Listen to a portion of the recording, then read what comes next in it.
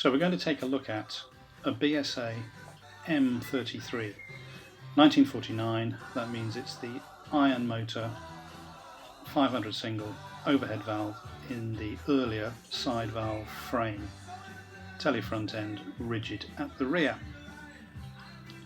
This bike looks fairly standard. There are some modifications. The front forks provide damping, front brake is from the later A series with a full width hub, and under the saddle in the brass box is a modern voltage control unit. So with time-lapse photography, off comes the primary chain and out comes the gearbox. Foot peg off, brake lever off, out come all the screws. Electric screwdriver makes life a lot easier. And off comes the primary chain case outer, followed by its gasket. You can see the 4-spring clutch from the later BSAs and Triumphs. Impact driver and special tool takes the engine shock absorber face cam to pieces, and the primary chain comes off. Next is the clutch. The centre nuts come off with an impact driver.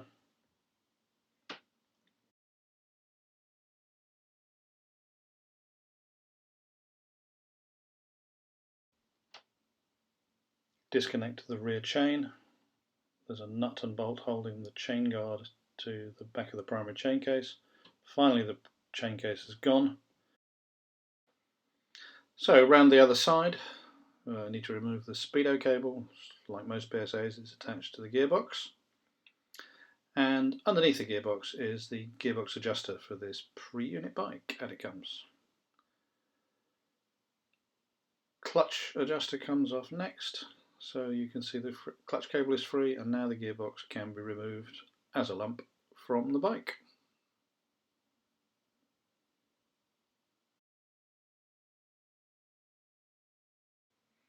So back to the left hand side of the bike, you can see on the clock it's taken a little over 30 minutes to remove the box. So stripping the gearbox. First thing to do is to remove this inspection cover, which will allow you to see all of the pinions and the selector forks. So the whole reason for stripping the gearbox in the first place is that the kickstart slips. As you kick, your effort is not transmitted through to the engine and the flywheel and the piston up and down and the firing and the bang. What happens is it slips through. So the question is, why is that? Is it because the Kickstarter ratchet is damaged and worn, or is there some other reason? So that's the oil flinger. First. Second. Third. Fourth, but it jumps out of fourth. Okay, keep going with the strip.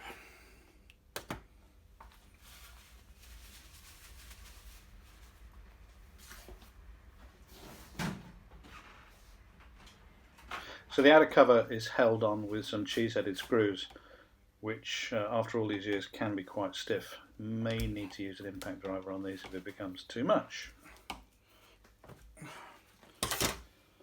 There's another problem which is probably related, as it's all gearbox, and that is that it does drop out of fourth gear. So the drive through fourth gear doesn't get to the rear wheel, it pops out and you're in a false neutral.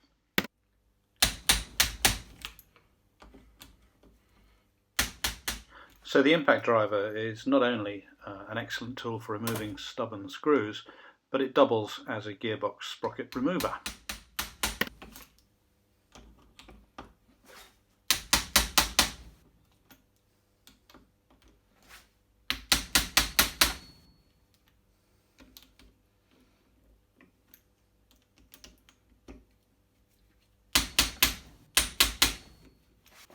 There is 1, 2, 3, 4, 5, 6, 7, 8, 9, 10 of them.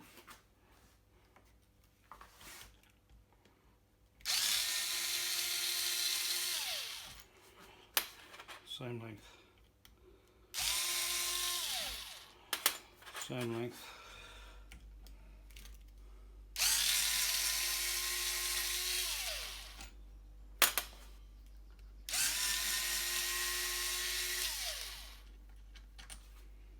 Short. So that's it. 1, 2, 3, 4, 5 long ones around the kickstart, 5 short ones around the gear lever. Question is, what's that? That looks like a level plug. Let's see.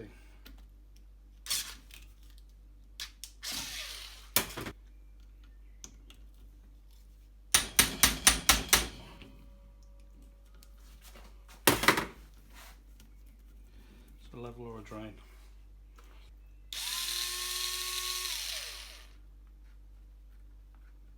No, it's an unusual long one with a shoulder on it.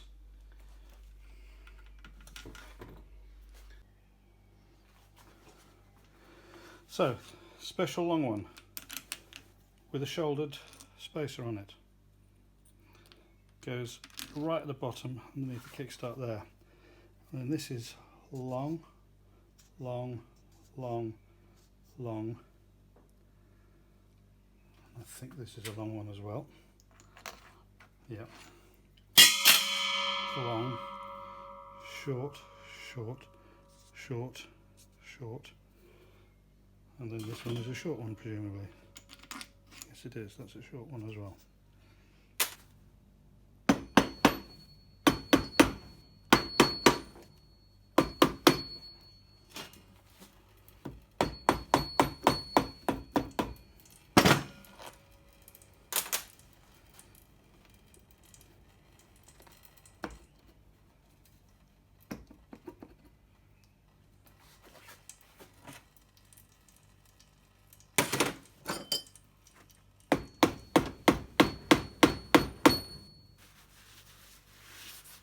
Do we need to remove this thing? I can't imagine that's doing anything. No, you don't have to remove it. It's to do with the kickstart return spring. That's reluctant to turn. Very reluctant to turn.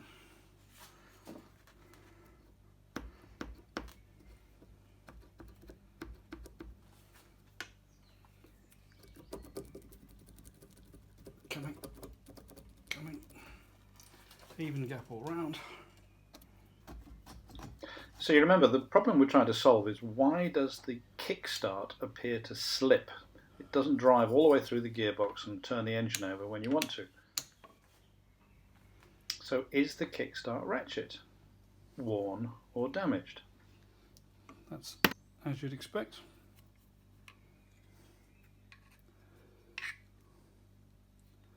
That's as you'd expect. Can't see anything wrong with that.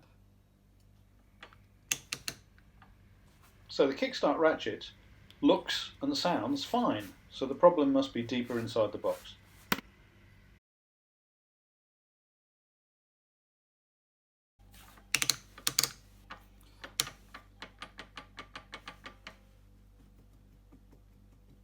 Seems to be excessive play in the clutch end of the main shaft.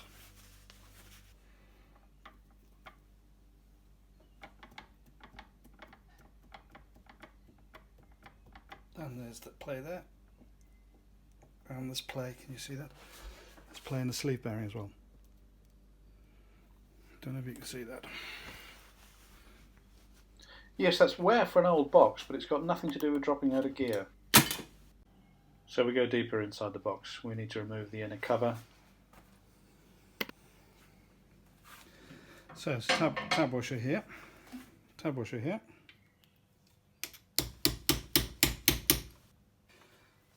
And bizarrely, these seem to be AF nuts.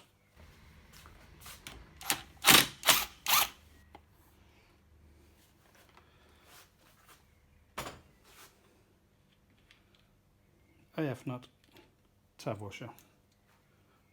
Then on this little clevis there is a split pin here.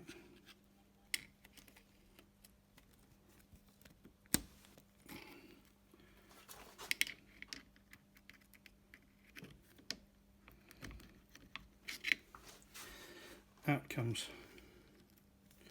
the split pin.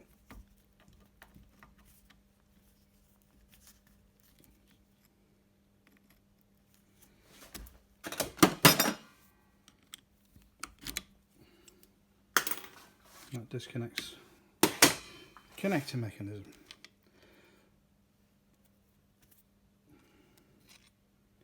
Can you see that goes that way and that goes on top? Let's have a look at the main shaft, tab washer,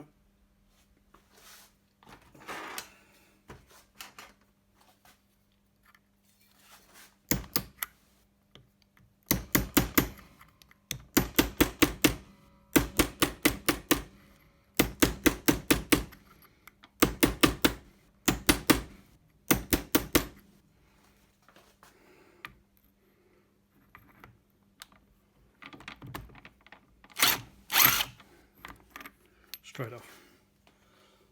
Lovely non-thread tab washer.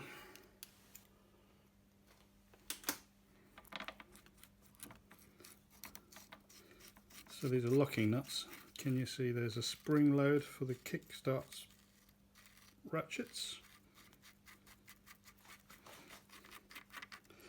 This nut has a shoulder inboard onto the spring. Draw off first piece of the kickstart ratchet and the bush. First part of the kickstart ratchet with its bush.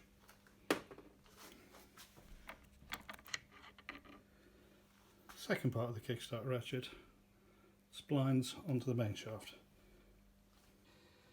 Next move is to remove the inner cover screws. Actually, I don't think we're going to be able to do the inner cover screws without moving the gear change pawl, because there are two machine screws behind it, so we're going to have to remove the gear selector pawl mechanism. That's the two nuts on the back. That should release it.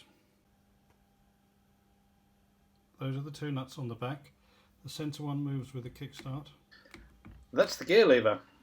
The other two hold it in place, so we're going to remove those. The two nuts behind this mechanism are bizarrely Whitworth, having encountered AF previously.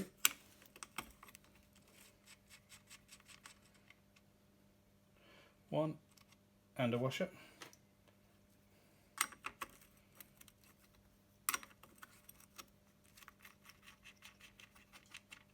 Two and a split washer. Still not ready to move, so we might have to take the big nut off. Looks like we have to take the big nut off. That's better. Off with the selector mechanism. Interesting little pin in there, not to be lost.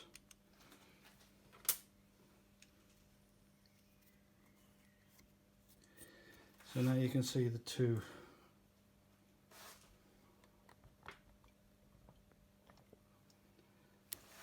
set screws with their tab washer again. So there'll be 1, 2, 3, 4, 5. 1, 2, 3, 4, 5, I think. That's what's next.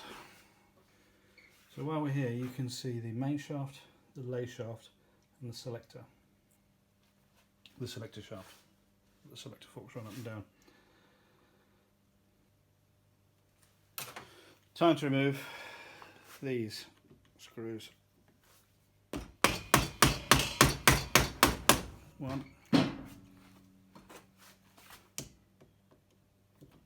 1.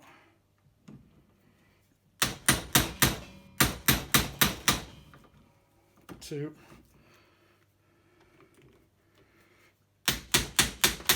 3. We're going to have to do tab washer.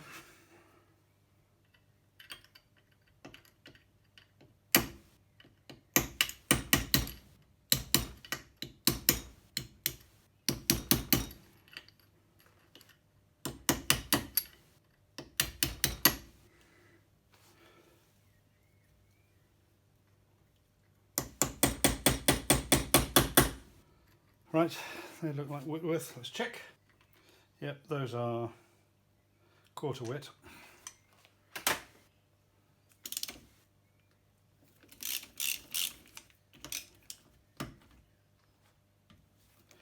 So that's 1, 2, 3 on the impact driver, 4, 5 on the socket.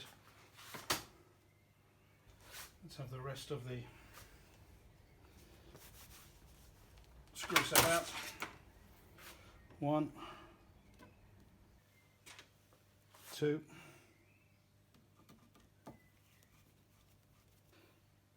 3. 3 screws, 3 cheese heads, 2 hex. Right, that should release the inner cover now. Done. Easy. It's loose. Hang on to the shafts through the inspection hole and remove this. That's the selector shaft.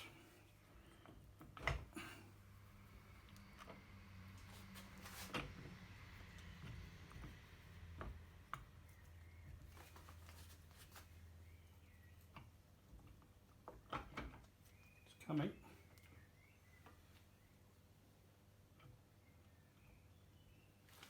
Try not to bring all the shafts with it.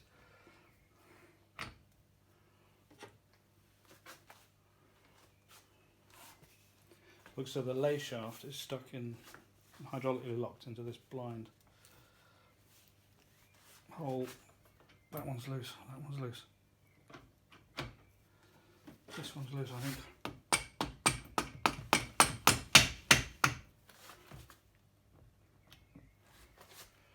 Yes, the lay shaft appears hydraulically locked.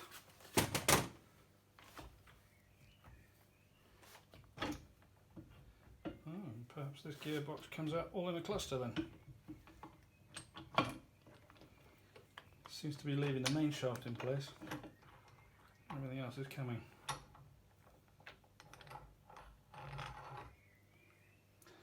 Like that.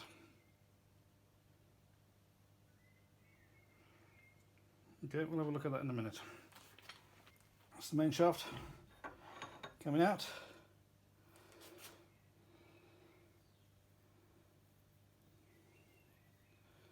Looks marginal.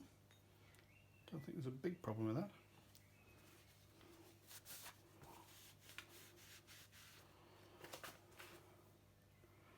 Main shaft looks okay.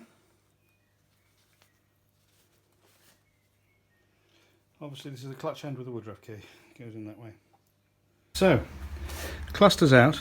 It's only the sleeve gear left in there. And although the sleeve gear is spinning reasonably well in the outer bearing, it's clear from here, and I'll show you in a moment, that the dogs are severely worn. Can you see that? These dogs here, they look really, really worn. We'll double check that in a minute. So I'm going to rubber hammer from the far side and drift the sleeve gear back into the box.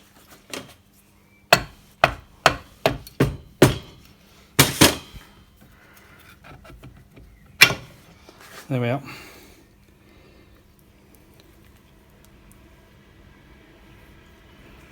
Are these dogs worn? I think they are.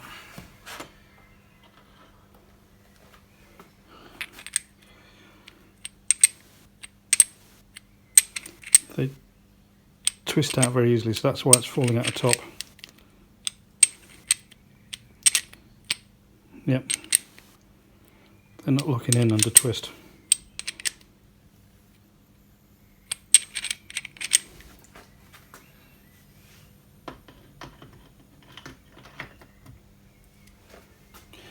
Okay, so that is really the strip of the early BSA box. The good news is this appears to be the source of the problem. It's slipping out of top gear because the dogs on the sleeve gear have lost their bevel, their dovetail, which would normally draw them in tighter as you drive, and they're slipping out. Done. So now you can see the gear clusters on lay and main shaft still attached to the gearbox inner cover. Let's have a look at the way they engage with each other and the dovetails that hold them tight. You can just about see the components as we move up.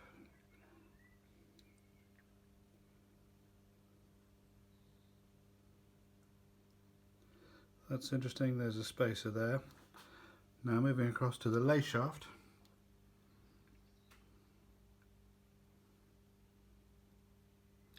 You can see those dogs have a taper to them, have a dovetail to them. Those dogs have a dovetail to them. The problem is here,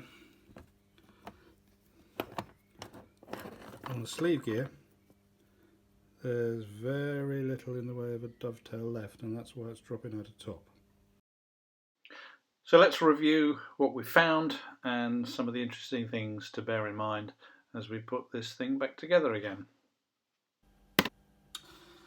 So, outer case screws. 5 long, 5 short, 1 super long with a shoulder on it. So this is the inspection cover with its 4 special little screws.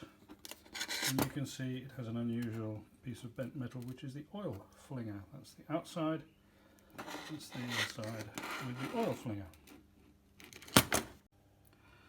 This is the connection from the gear selector positive stop mechanism to the cam plate. So there's a tab washer, a nut, a clevis and a split pin. These are the 5 inner case screws. These are the 2 small and the 1 large nut that holds the positive stop mechanism to the inner gearbox cover. Note the detente, which gives you a clean selection point. Here, this is where they go. Kickstart ratchet and a floating bush. This is the positive stop of the positive stop mechanism.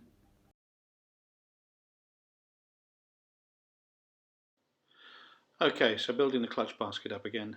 Use standard multi-purpose grease. I leave the puller on the centre while I'm fitting the rollers because it prevents you later on picking the whole thing up accidentally by the wrong part and destroying all the assembly that you've just done.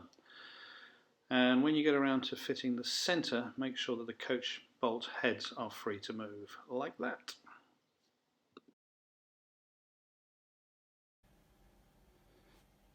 M33 gearbox.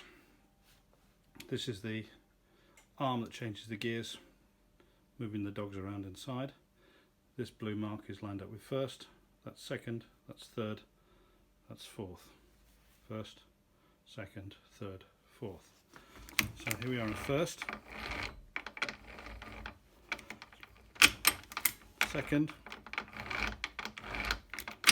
third, fourth. Back to third again. Third, second, neutral, first. So I reassemble, that's done. So the reassembly is obviously the reverse process. On goes the clutch basket and centre. Impact driver helps getting these shaft nuts done up tight. Checking the alignment of the sprockets, the engine sprocket to the clutch basket. On with the plates, hold them in place while we fit the push rod and then the pressure plate.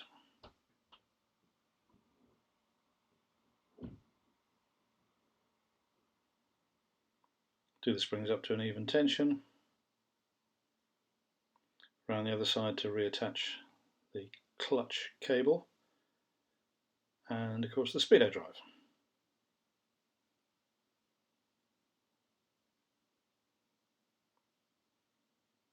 There's an adjustment on this side and on the clutch centre to help you get the angle of the cable correct.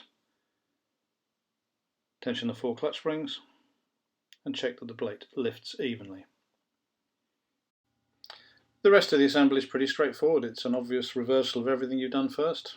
Fitting gaskets, checking clearances, final adjustments, and you're back on the road.